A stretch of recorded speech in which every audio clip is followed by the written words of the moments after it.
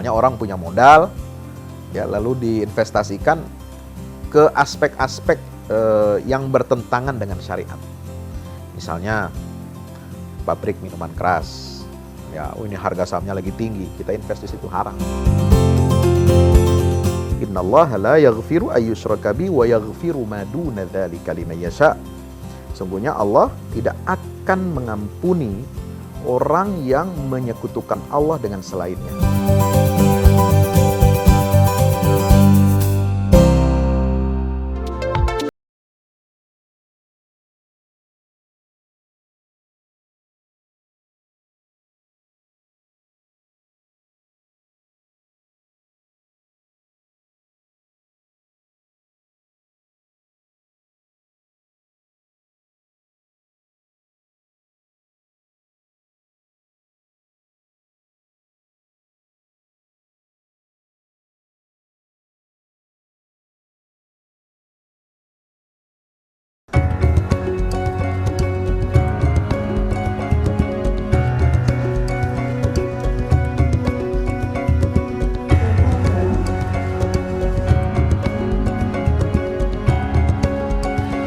Berusaha dagang dalam mencari penghidupan di dunia disyariatkan dalam Islam. Namun terkadang keinginan sukses dengan jalan pintas telah menjerumuskan manusia dalam kesesatan. Disadari atau tidak, masyarakat Indonesia masih mempercayai jimat sebagai keberuntungan, keselamatan, hingga pelaris dagangan. Sebuah perilaku syirik yang sangat dilaknat Allah. Terjerumus kesyirikan adalah dosa yang tidak bisa diampuni oleh Allah Subhanahu wa Ta'ala kecuali pelakunya bertaubat dan tidak mengulangi perbuatannya. Allah memuji orang yang bekerja mencari rezeki dengan berdagang, itu didahulukan dibanding orang-orang yang berperang berjihad di jalan Allah. Ini kedudukan berbisnis ini, dagang itu luar biasa. Nah, maka kita harus contoh, ya, panduan dari Al-Quran, panduan dari Sunnah Rasulullah SAW. Berbisnis, berdagang itu jangan curang, jangan mengurangi timbangan, wailun lil mutaffifin. Kemudian jangan berkhianat, la takhunullah wa rasul wa takhunu amanatikum. Innallaha ya'murukum an tu'addul amanat ila ahliha. Kemudian dia harus jujur, ya. Dan tidak boleh makan harta riba. Kalau kita berbisnis pakai pendekatan minta pertolongan kepada selain Allah, itu jelas haram. Ya, contoh sebenarnya di masyarakat sekarang ini penglaris, pengasih apa itu, ya dengan menyimpan jimat tertentu, dengan membaca mantra tertentu gitu ya, atau ada dia dibawakan apa gitu, alat tertentu dipasang di tokonya apa di mananya, untuk supaya laris dagangannya. Nah, ini nggak boleh, haram. Karena kita minta kepada selain Allah dan percaya bahwa benda itulah yang mendatangkan rezeki untuk dia. Itu sudah. Syirik adalah perbuatan yang menyamakan sesuatu selain Allah. Umumnya menyekutukan Allah seperti misalnya berdoa kepada selain Allah atau memalingkan suatu bentuk ibadah bukan kepada Allah. Demikian pula apabila seorang berdoa, beristighosah, meminta pertolongan kepada malaikat, nabi, orang-orang soleh, bintang-bintang, jin, kuburan, atau mengerjakan perbuatan-perbuatan kesyirikan lainnya.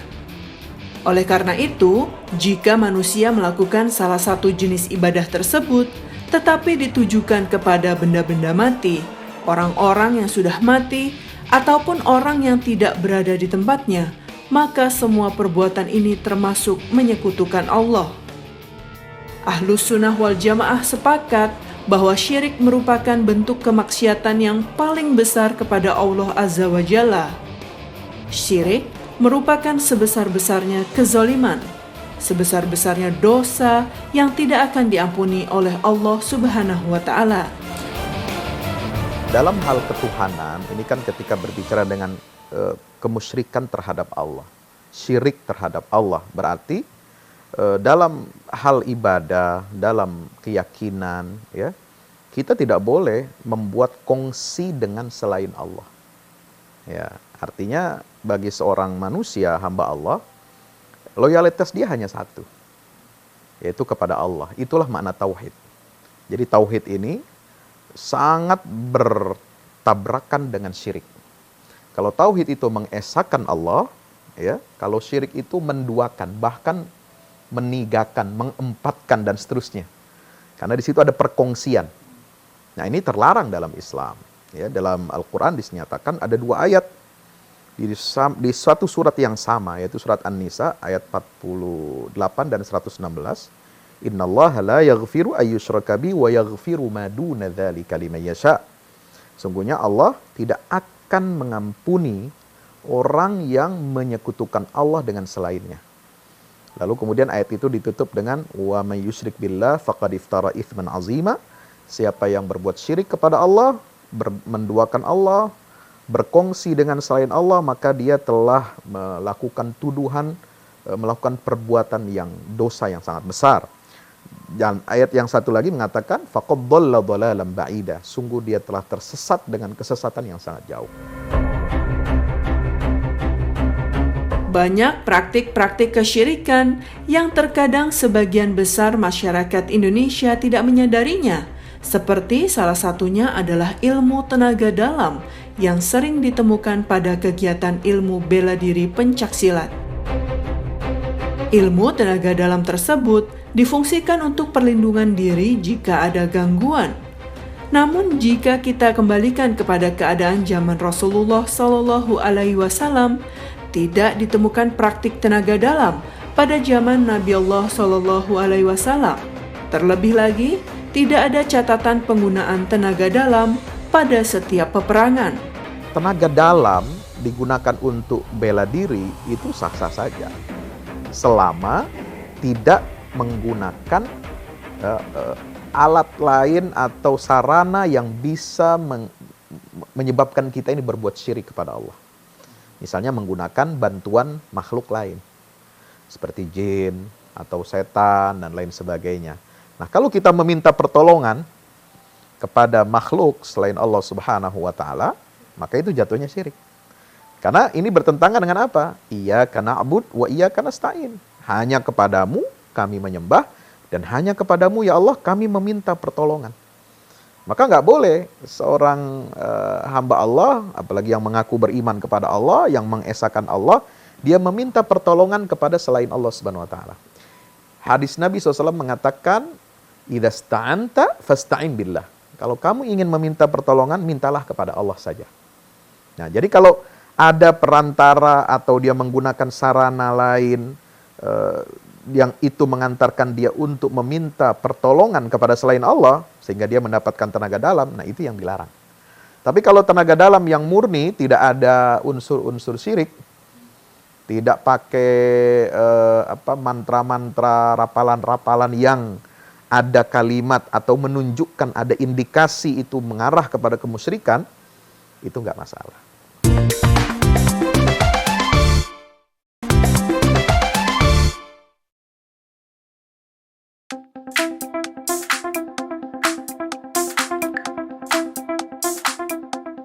Ramalan bintang, zodiak, baca nasib, sio, horoskop, dan lain sebagainya adalah amalan jahiliyah dan terlarang dalam Islam.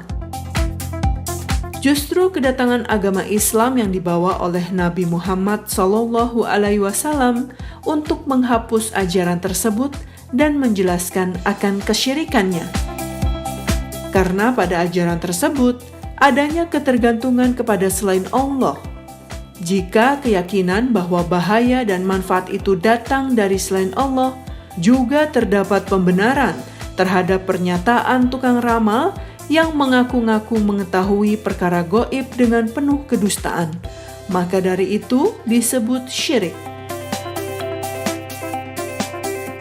Nah, astrologi itu ada dua, biasanya ada astrologi statis, ada astrologi dinamis ya. Jadi kalau astrologi statis itu yang mungkin kita tahu, kalau Capricorn itu karakternya seperti ini, Gemini seperti ini. Nah, itu biasanya punya ketepatan sekitar 20%, 30%. Jadi mungkin kalau di antara 100 karakternya Gemini itu pasti 20-30 itu pasti akan cocok. Nah, astrologi dinamis itu kita akan memperhitungkan birth chart atau chart dari tanggal lahir dia. Jadi misalnya lahir 7 Januari 1991 gitu loh, jam berapa, itu kan, dan di kota mana. Nah, itu akan dihitung menggunakan astrologi, kalau menggunakan birth chart itu yang dinamakan astrologi dinamis.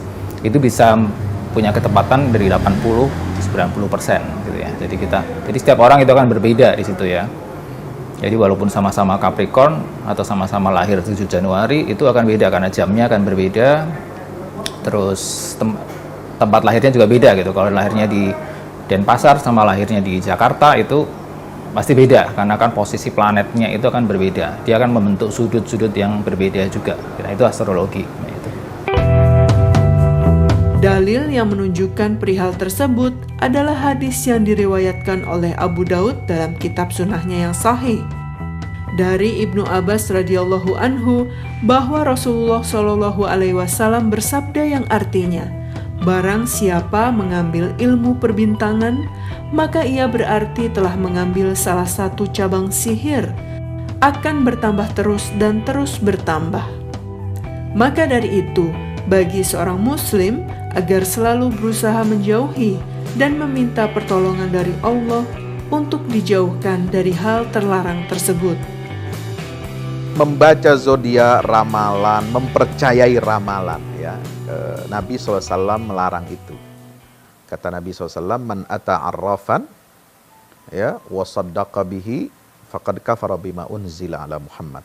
Siapa yang mendatangi tukang tenung ya atau penyihir, tukang ramal, kemudian dia membenarkan apa yang dia ucapkan, maka dia telah kufur dari wahyu yang diturunkan kepada Nabi Muhammad SAW. Man ata'arrafan au kahinan, itu ada dua istilah, arraf, tukang ramal, kahin, dukun atau tukang sihir. Ya, itu bisa jadi kufur.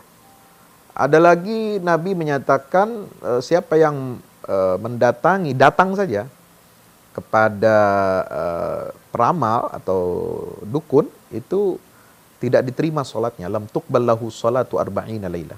Tidak diterima sholatnya selama 40 hari 40 malam. Artinya ini perkara besar ya. Kenapa demikian? Karena seorang mukmin itu kan percaya kepada rukun iman yang 6. Satu di antara rukun iman yang adalah percaya kepada yang gaib. Termasuk percaya kepada takdir Allah. Semua ketentuan yang ada di alam semesta dan nasib dirinya itu, semua manusia nasibnya itu telah ditentukan oleh Allah. Kalau kita percaya kepada terawangan, kepada ramalan, nasib yang diinikan oleh orang lain, berarti kita percaya kepada sesuatu yang bukan wewenang dia untuk memberitahukan atau memberikan bocoran. Karena tidak ada yang mengetahui perkara gaib kecuali Allah. Qul la ya'lamu man fis samawati wal ardil ghaiba illallah. Itu surat An-Naml ayat 65.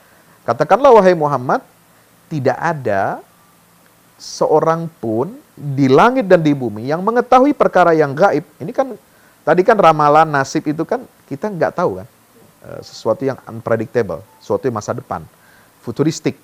Nah itu ada perkara gaib.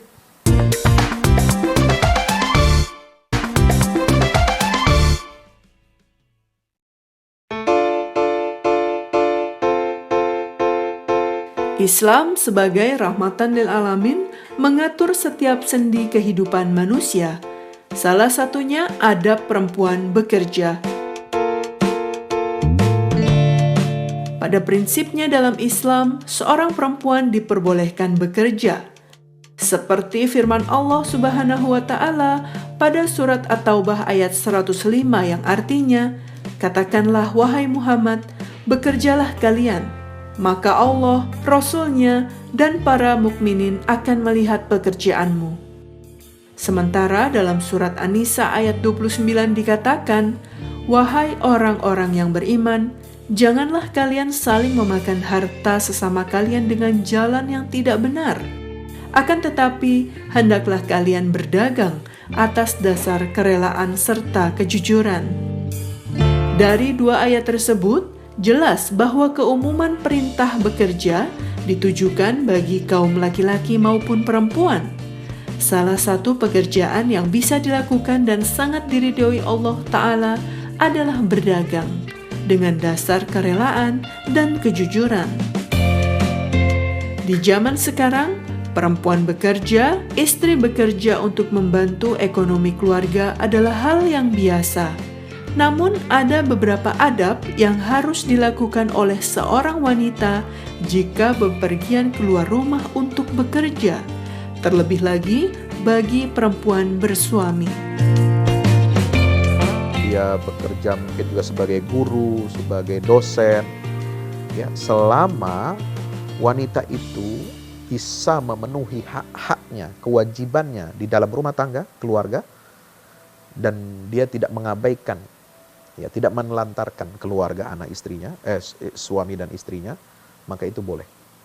Dengan syarat, ketika dia bekerja di luar rumah, ya, dia dapat menjaga kehormatannya, ya, tidak ikhtilat, tidak bercampur dengan laki-laki perempuan, ya, kemudian dia tidak mengeluarkan kata-kata atau kalimat ucapan dengan lemah lembut, mendesah-desah.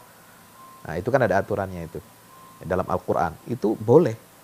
Karena itu mesti diperhatikan firman Allah yang ada dalam surat Al-Ahzab ayat 30-34. Di situ diberikan penekanan, waqarna fi buyutikunna, tetap tinggal di rumah sebagai fokus, bukan berarti dikurung di rumah. Dia bisa beraktualisasi, bersosialisasi, tapi dengan tetap menjaga kehormatan dia sebagai muslimah. Investasi menurut Islam dibolehkan, namun ada hal yang harus diperhatikan. Dalam Islam, investasi mengharuskan pemodal dan penerima modal untuk menerapkan prinsip bagi hasil dan bagi rugi. Artinya, tidak ada pihak yang dirugikan dalam sistem investasi tersebut. Kemudian, kehalalan dari sebuah investasi, karena kita harus yakin sektor yang akan diinvestasikan modal tersebut bergerak dalam bidang yang halal.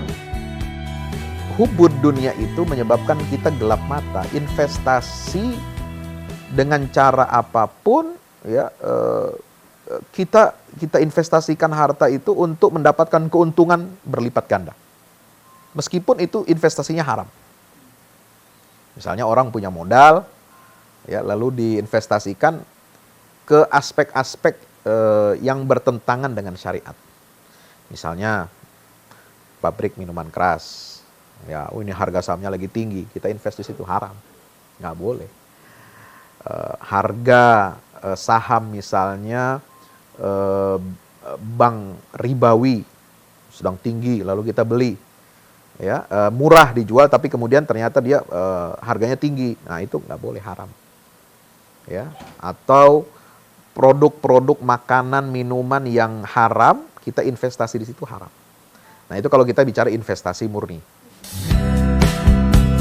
Adapun investasi dalam perspektif ekonomi Islam, investasi tidak saja membicarakan tentang berapa keuntungan materi yang bisa didapat melalui aktivitas investasi, tetapi ada beberapa faktor seperti aset produktif yang dimiliki akan selalu dikenakan zakat. Seperti sekarang, terdapat investasi syariah sebagai investasi yang sesuai dengan hukum Islam. Sama dengan prinsip ekonomi Islam, investasi tidak boleh mengandung unsur maisir, gharar, dan riba.